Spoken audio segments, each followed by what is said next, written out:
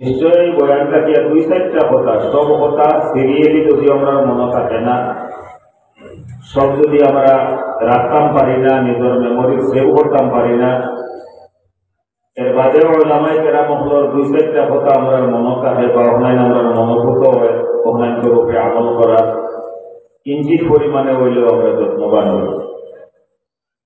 আর দিনের মাহফিল সবটা দিয়া বড় ফায়দা হইল ওটা লাভর সাইড যেটা আছে, লাভর সাইডটা হইল ওটা ওযাক্কির ফাইন্না যিকরা তানফাউল মুমিনিন। আল্লাহ তাবারক ওয়া তাআলা কোরআন ফরমান, মুমিন যে হইব, যার কাছে ঈমান আছে, ঈমানের পরিমাণ কতখান হইব মাপকাঠের মাতো আমি যাইয়ার না। কম ঈমান আল্লাহ মানুষ হোক, বেশি ঈমান আল্লাহ মানুষ হোক, তার সামনে যদি আল্লাহ তাবারক ওয়া তাআলার কোরআনকে তিলাওয়াত করা হয়, ওয়াইদা তুলিয়াত আলাইহিম আয়াতুহু যাদাতহুম ঈমানা। এক মুমিনের আসল পরিচয় হইল গিয়া তার সামনে যে সময় কোরআনের কথারে তুলিয়া ধরা হইব, তার সামনে যে সময় কোরআনের আলোচনা করা হইব, তার সামনে যে সময় নবী করিম সাল্লাল্লাহু আলাইহি সাল্লাতু ওয়া তাসলিমের তাযকির হইব, আলোচনা হইব, তখন মুমিনের ঈমান সামান্য পরিমাণ হইলেও তোলা বাড়িবে। দিনের মজলিস পড়ার ফায়দা হইল এই মজলিসটাকে উঠার বাদে বা যত সময় আমরা বইলাম, নবী করিম সাল্লাল্লাহু আলাইহি সাল্লাতু ওয়া সাল্লামের হাদিসের মোতাবেক আমরা এক রহমতওয়ালা বরকতওয়ালা মজলিসের মধ্যে সময় অতিবাহিত করলাম। আজ ময়দানে মাহশরের মধ্যে, হাশরের ময়দানের মধ্যে যে সময় মিজান লাগি যাইব গিয়া আপনার আর আমার দুনিয়ার জীবনের সমস্ত আমলে ওজন করবার লাগে, কম বেশ হয়েছে না বেশ হয়েছে না কম হয়েছে, এই মাপকাঠি করবার লাগে আল্লাহ তাবারক ওয়া তাআলা ফেরেশতা হলে দায়িত্ব প্রদান করব। এই সময় যদি আমার বুড়াই পাল্লা দেখব আছে, আম্মা মান সাকুলাত মাওয়াজিনুহু ফাহুয়া ফি ঈশাতির রাদিয়া, আর যদি এর অপোজিট সাইডে হয়ে যায়, ওয়া আম্মা মান খাফাত মাওয়াজিনুহু ফাউম্মুহু হাওিয়া,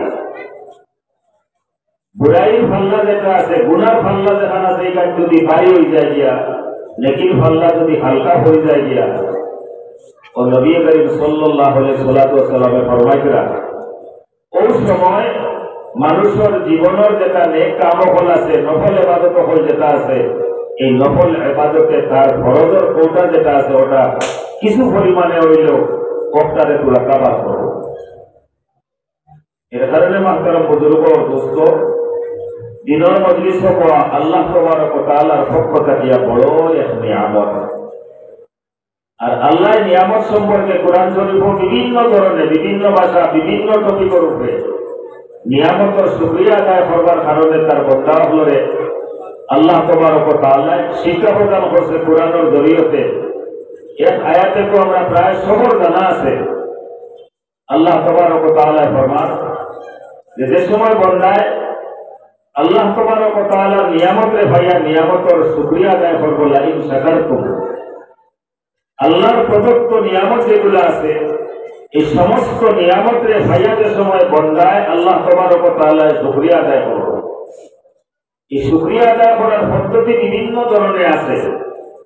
শুধুমাত্র যদি কিছু কিছু নিয়ামত হল আছে না ভাবার বাদে আমরা আল্লাহ তোমার শুকরিয়া আদায় করলাম হইয়া হরিয়া যায় গিয়া, তোমার গা বাস্তব শুকরিয়া আদায় করার যে সিস্টেম আছে, যে নিয়ম আছে, এই নিয়মগুলা নিয়ম মোতাবেক যদি কোনো মানুষের নিয়ম মোতাবেক আল্লাহ তাবারক ওয়া তাআলার শুকরিয়া আদায় করে, রব্বুল আলামিন তাবারাকা ওয়া তাআলার ঘোষণা হইল লা আযীদান্নাকুম, আমি তোমার এই নিয়ামত আরো বেশি পরিমাণে বাড়াইয়া দিব। সুবহানাল্লাহ। আর এর উল্টা সাইড হইল কি, নিয়ামত পাইল না শুকরিয়া করলো, আল্লাহ তাবারক ওয়া তাআলার শুকরিয়া আদায় করলো না, নিয়ামত পাইছে বলিয়া আল্লাহর এটা নিয়ামত বলিয়া এ স্বীকৃতি দিতেও কাজ পাইছে।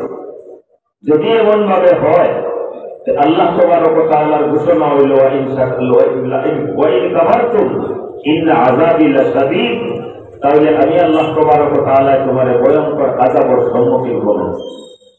উপরে উঠে মাতিয়া নিয়ামতের মাতাইছে, ছোট মোটো হদিসেও মনে পড়ছে, হদিসের ওয়াকিয়া 2-3 মিনিট ওগো কইলে মাত বান্ধিয়া বুঝাইব আল্লাহর নিয়ামত আপনি আমি পাইছি কিতা করিয়া দিতা। নিয়ামতের সাধারণত মাত আইলে গ্রাম অঞ্চলের মানুষের বুঝবায় যে যদি আল্লাহ তাবারক ওয়া তাআলা জনসম্পদ টোটাল সম্পত্তির মালিক বানাইছে, গাড়ির মালিক বানাইছে, চাকরিয়ে নকরিয়ে জনে জনে ভর্তি হইয়া রাস্তাতে ওই লাগিয়া নিয়ামতের অধীনে। আর আমার এখানে বেঁচে মানুষ হয় না।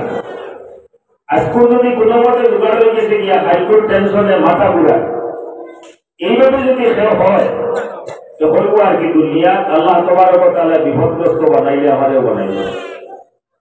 এই কথাটা একটু বাংলিয়া বুঝবার লাগে। হদিস শরীফের টুকরা এখন আমি আপনার সামনে নিজের ভাষা, গ্রাম অঞ্চলের ভাষা বাংলিয়া সুরিয়া আপনার সামনে বয়ান করার চেষ্টা করি। মুসা আলাইহিস সালাতু ওয়াস সালাম আল্লাহ তাবারক ওয়া তাআলার বহুত বড় দরজারে নবী, যার উপরে কিতাব নাযিল হয়েছে। আমরা শুনছি উলামা হলোর বয়ানও ইউটিউবের মাধ্যমে, সোশ্যাল মিডিয়ার মাধ্যমে, বই পুস্তকের মাধ্যমে আমরা শুনছি আল্লাহ তাবারক ওয়া তাআলা মুসা আলাইহিস সালাতু ওয়াস সালাম রে দিয়া লম্বা সময় সাবর রাখাইছে। আর সাবর রাখার কথা রব্বুল আলামিন তাবারক ওয়া তাআলা কুরআনের মধ্যে বর্ণনা করছে। কথা প্রসঙ্গে আইলে হয়তো আইব, আমি তোরা ইঞ্জিন দিয়ে কাজ দিয়ে যাইয়া আল্লাহ মুসার লোকে মাঝে মাঝে একেবারে ডাইরেক্টলি কথাবার্তা করত, সরাসরি ভাবে অন্যান্য নবীদের লোকে আল্লাহ তাবারক ওয়া তাআলা থ্রু দিয়া কথাবার্তা করত।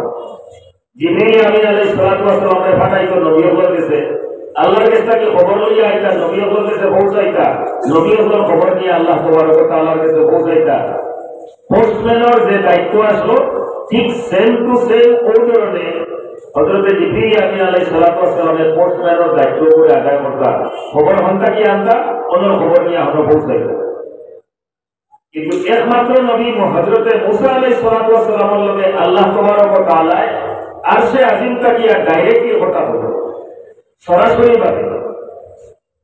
আল্লাহ সুবহানাহু ওয়া তাআলা একদিন মুসাকে ডাক দিয়া জিজ্ঞাসা, ওমা তিলকা বিয়ামিনিকা ইয়া মুসা। খুব মানে একদম উপরে উঠে একটা কথাটারে বুঝাইতাম চাই।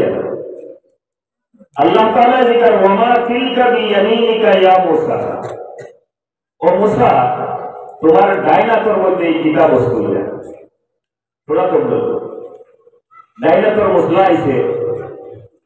নবী আলাইহিস সালাতু ওয়াস সালামের হাদিস হইল যত ধরনের বাবরকত খাম আছে, বরকতওয়ালা খাম আছে, প্রয়োজনীয় খাম আছে, বালা খাম আছে, এই সমস্ত খাম করা হইল গিয়া ডাইন হাতে নবী আলাইহিস সালাতু ওয়াস সালামের সুন্নাত।